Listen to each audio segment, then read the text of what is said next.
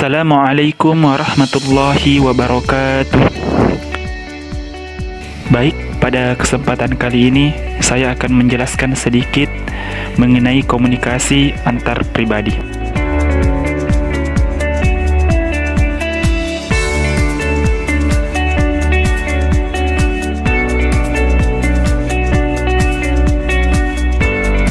Teori-teori komunikasi antar pribadi.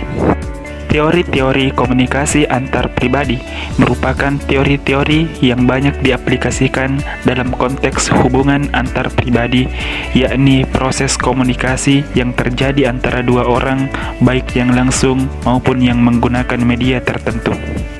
Teori-teori komunikasi antar pribadi dibagi menjadi 3 bagian. Yang pertama, teori komunikasi antar pribadi terpusat pada individu.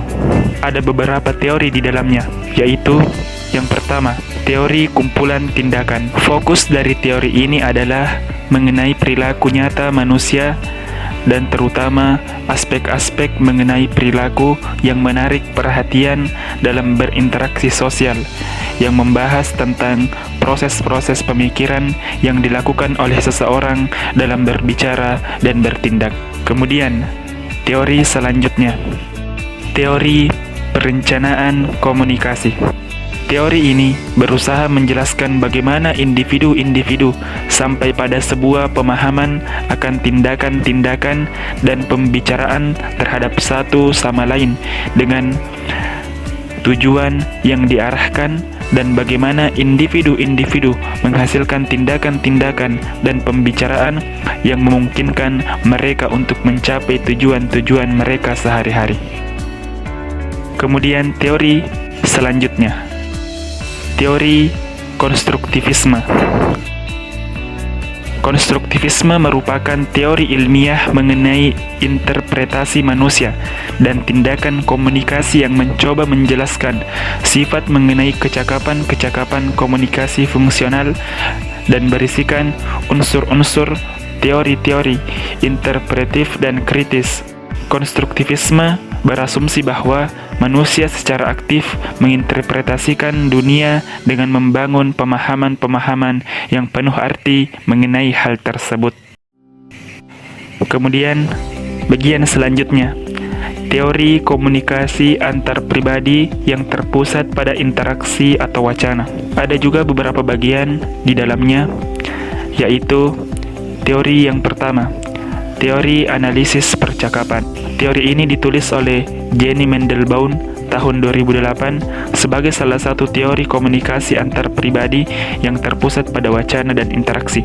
Berdasarkan observasi tentang komunikasi, baik percakapan dalam perilaku lainnya dalam interaksi dengan implikasi bagi studi komunikasi antar pribadi.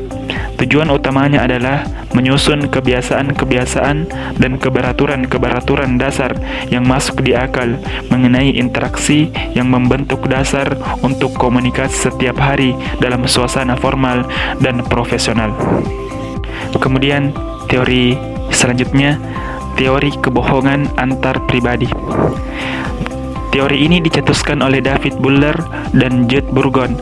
Keduanya telah melakukan lebih dari 12 percobaan dengan meminta kepada partisipan untuk membohongi orang lain. Para peneliti ini menerangkan bahwa orang seringkali menemukan diri mereka dalam situasi yang membuat mereka kurang jujur, guna menghindar dari melukai perasaan atau menyerang orang lain. Untuk menampilkan kualitas terbaik mereka, menghindar terlibat dari suatu konflik atau mempercepat dan memperlambat suatu hubungan. Kemudian teori selanjutnya, teori kesopan santunan. Teori ini mengarahkan perhatian kita bagaimana ciri-ciri bahasa ditafsirkan dalam konteks sosial dan menjelaskan pola-pola yang berulang tentang struktur bahasa, penggunaan, dan kesimpulan.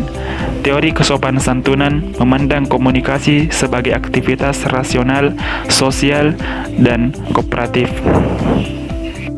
Kemudian bagian yang ketiga, teori komunikasi antar pribadi terpusat pada hubungan. Ada juga beberapa teori di dalamnya, yaitu teori yang pertama, teori pertukaran kasih sayang. Teori ini mengemukakan bahwa banyak hubungan antar pribadi diciptakan dan dipelihara melalui pertukaran perilaku-perilaku kasih sayang, seperti memeluk, mencium, pegangan tangan, dan mengatakan, "Aku cinta kepadamu." Pernyataan kasih sayang ini sering bertindak sebagai saat yang menentukan dan mempercepat pengembangan hubungan. Namun demikian, komunikasi penuh kasih sayang berkontribusi tidak hanya kepada kesehatan tentang hubungan, tetapi juga kepada kesehatan orang itu sendiri. Kemudian teori selanjutnya, teori pertalian. Teori ini bertujuan untuk memahami interaksi antar yang satu dengan lainnya yang mempengaruhi perkembangan kepribadian. Muhammad Butyatma memberikan beberapa asumsi yang paling pokok, yaitu bahwa umat manusia memiliki kecenderungan pembawaan lahir untuk membentuk pertalian-pertalian dengan orang lain dimulai sejak masa kecil sampai berlanjut sepanjang umur.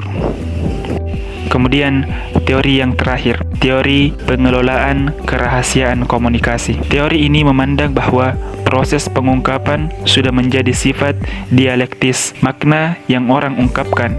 Mereka mengelola sebuah perselisihan dengan tarik ulur tentang pengungkapan dan penyembunyian informasi diri.